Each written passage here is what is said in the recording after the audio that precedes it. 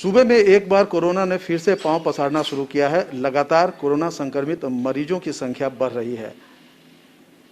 मरीजों की बढ़ती संख्या को देखकर राज्य सरकार ने कई अहम निर्णय लिए हैं। स्वास्थ्य विभाग इन सारे चीज़ों को लेकर कितना अलर्ट है, अभी हमारे साथ राज्य के स्वास्थ्य मंत्री बन्ना गुप्ता है, आइए हम इनसे जानते हैं। अगर हम कहें जिस तरीके से लगातार अगर पिछले एक हफ्ते के दौरान देखें तो काफ़ी तेज़ी से प्रसार हुआ है कोरोना का, क्या कुछ तैयारी है? नहीं, तैयारी बिल्कुल मुकम्मल तैयारी है और उसी तैयारी के तहत कल भी माननीय मुख्यमंत्री जी के नेतृत्व में एक हाई प्रोफाइल बैठक ने कई एक निर्णय लिए हैं राज्य हित में, जनहित में, जिसमें हमने अभी तत्काल में जिस तरीके से स्प्रेड हो रहा है उसको रोकने के लिए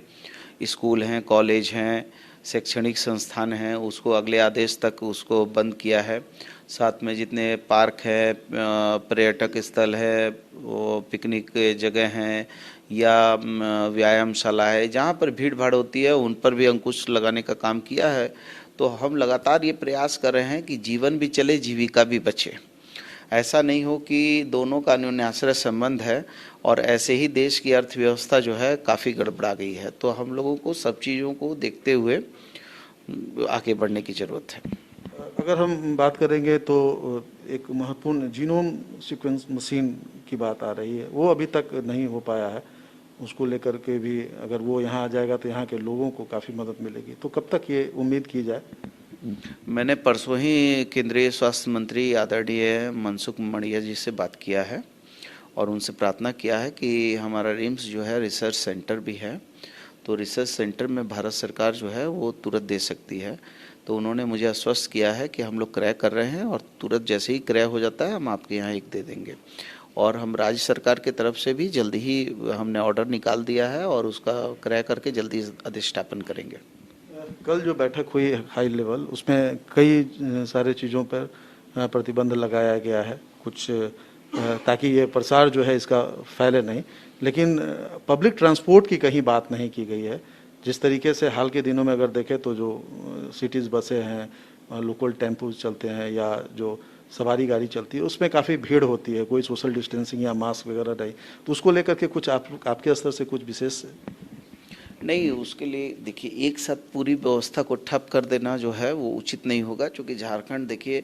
एक गरीब और पिछड़ा स्टेट है, इसमें बहुत चीज़ों को हमको सोचना पड़ता है और हम लोग उसके लिए कई तरह से हम लोग एक्सरसाइज कर रहे हैं। एक एक्सरसाइज हम ये भी कर रहे हैं कि रेल में जो लोग आ रहे हैं उसको हम रैंडम कैसे चेक करें, और चूँकि बहुत भीड़ हो जा रही है तो अब सबको जो है हम चेक नहीं कर पा रहे हैं, तो उसके लिए हम किस मैकेनिज्म के द्वारा जाएं, कैसे उसको स्कैनिंग करें, कैसे उसके आधार कार्ड के स्कैनिंग करें, ताकि जो है फिर वो जहां भी रहे उसको जो है हम जांच करें। तो लगातार हम प्रयास कर रहे हैं, लेकिन देखिए हर व्यवस्था एक दूसरे के साथ जुड़ी हुई है और जुड़ी हुई है, इसलिए अचानक एक साथ कोई चीज़ पर प्रतिबंध हम हर सप्ताह इसकी विवेचना कर रहे हैं। तो मैं ये समझता हूँ कि अभी जिस तरीके से स्प्रेड हुआ है ये उसको ब्रेक करने के लिए हमने एकदम इनिशियल स्टेज पे ही कुछ कड़े कदम उठा लिए हैं और आगे फिर हम इसकी विवेचना करेंगे और विवेचना करने के उपरांत उसको जो है परिस्थितिजनक क्या चीज़ें ठीक हुई, क्या चीज़ें गड़बड़ हुई हैं या क्या हमको और करना है, वो सारे चीज़ों पर फिर हम जो है चिंतन मनन करके आगे की रूपरेखा बनाएंगे। भी अगर हम बात करेंगे तो जो सरकार की तरफ से आंकड़े जारी किए गए हैं, लगभग 78% फर्स्ट फेज जो हुए हैं, सेकंड फेज में 47% जो धीमी गति बताई जा रही है, इसको तेज करने के लिए कुछ प्रयास? इसको तेज करने के लिए 24 जिले के उपायुक्तों को निर्देश दिया गया है और आज संभवतः हमारे चीफ सेक्रेटरी साहब और हमारे ACS एडिशनल चीफ सेक्रेटरी साहब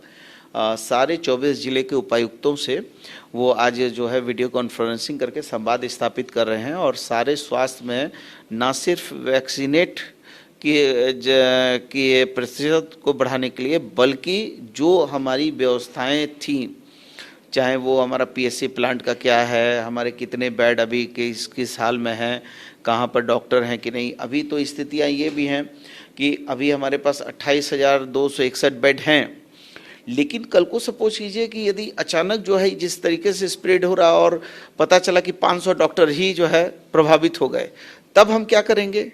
तो ऐसी परिस्थितियों में क्या अल्टरनेटिव व्यवस्था क्या कहाँ से हो सकती है, किस व्यवस्था को हम कैसे टेक ओवर कर सकते हैं, वो सारी चीज़ों पर राज्य सरकार पूरी गंभीरता पूर्वक विचार कर रही है। और राज्य की जनता को हम आपके माध्यम से जरूर कहेंगे कि भयभीत होने की ज़रूरत नहीं है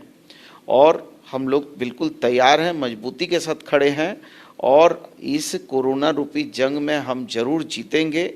और जब आदमी सोच बना लेता है तो फिर उस सोच को कोई डिगा नहीं सकता, वो चाहे कुछ हो जाए। तो वो आप कहते हैं ना कि दरिया अब तेरी खैर नहीं, बूंदों ने बगावत कर ली है, नादान समझ बुज़दिल, इनको लहरों ने बगावत कर ली है। हम परवाने हैं मौत समा, मरने का किसको खौफ यहाँ, रे तलवार तुझे झुकना होगा, गर्दन ने बगावत कर ली है। तो हम तो तैयार हैं लड़ने के लिए, कोई चिंता नहीं है और हम बिल्कुल लड़ेंगे, अपनी जनता के हर दुख सुख में खड़े रहेंगे। चाहे इसके लिए हमारे एक मंत्री को शहादत देनी पड़ी, एक मंत्री बहुत गंभीर बीमार हो गए, मुख्यमंत्री हो गए, हम हो गए, लेकिन हमारे तन में जब तक माँ भारती का खून है तब तक माँ भारती के लिए हम अपने तन के एक एक बूंद खून को भी अब हम न्यौछावर करेंगे, इसलिए कोई डरने की जरूरत नहीं है। 15 से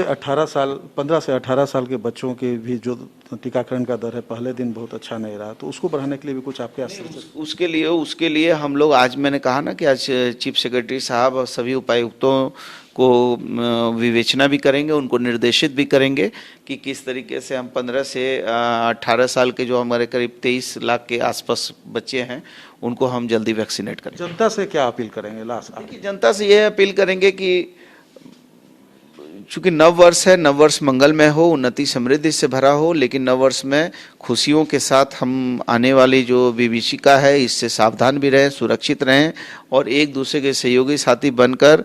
कम से कम भीड़ में जाएं, ज़्यादा से ज़्यादा जो है प्रयास करें कि जो ICMR और WHO के गाइडलाइन है उसको पालन करें। कशिश न्यूज़ से बात करने के लिए धन्यवाद। तो मंत्री जी का कहना है कि इस विभाग सरकार पूरी तरीके से कोरोना से लड़ने के लिए तैयार है, लेकिन यह लड़ाई तब जीतेंगे जब आपका भी साथ हो। जनता से हमारी भी अपील है कि सरकार के गाइडलाइन को पालन करें, जो एहतियात बरतने की बात कही गई है सरकार की तरफ से वो अक्षरशः हम लोग पालन करें, तो कोरोना जैसे बीमारी से हम जंग जीत सकते हैं। कैमरा पर्सन प्रदीप के साथ मनोज, कशिश न्यूज़, रांची।